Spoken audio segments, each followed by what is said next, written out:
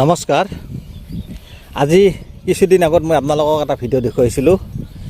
এই আমাৰ যিখিনি বিলাহী আছিল, এই বিলাহীৰ প্ৰজাতিটো আছিল চিনজেণ্টা কোম্পানীৰ নেইল 7022 অৰ্থাৎ নেইল 7022।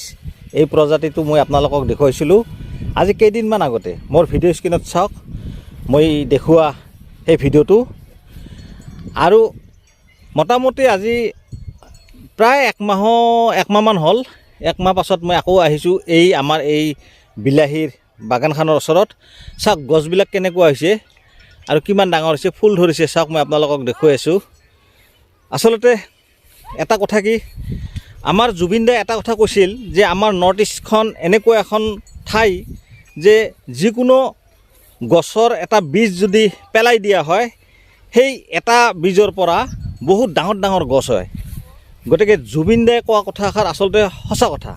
কাৰণ কিয়, মই সৌদিনা আপোনালোকক দেখুৱালোঁ বিলাহীবিলাক ৰোৱাৰ পাছত কেনেকুৱা হৈছিল আৰু আজি কেনেকুৱা হ'ল। চাওক, সম্পূৰ্ণ এটা বেলেগ ধৰণৰ হৈ গৈছে। চাওক, ফুল ধৰিছে। কেইদিনমান পাছত ইয়াত ফল ধৰিব। মই আপোনালোকক ফলবিলাকো দেখুৱাম।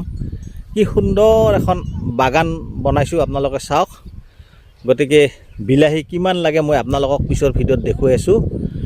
এতিয়া মই খালি আপোনালোকক এইখিনিয়ে দেখুৱালোঁ। চাওক, ইপিনে কবিও আছে। কবিওতো আপোনালোকক দেখুৱাইছিলোঁ কবি কেনেকুৱা আছিল আৰু বৰ্তমান কবি কেনেকুৱা হৈছে। চাওক, এইবিলাক কবি ধুনীয়া। আৰু সেই যে আমাৰ দেখিছে সেইবিলাকতো ধান কাটিছোঁৱেই। এই ধান কাটি সেইবিলাকত আৰু এতিয়া নতুন নতুন খেতি কৰিম। মুঠৰ পৰা আমাৰ মাটিবিলাক বহি নাথাকে, এটাৰ পাছত এটা খেতি হৈয়ে থাকে। আমাৰ মাটি কেতিয়াও জিৰণি নাপায়।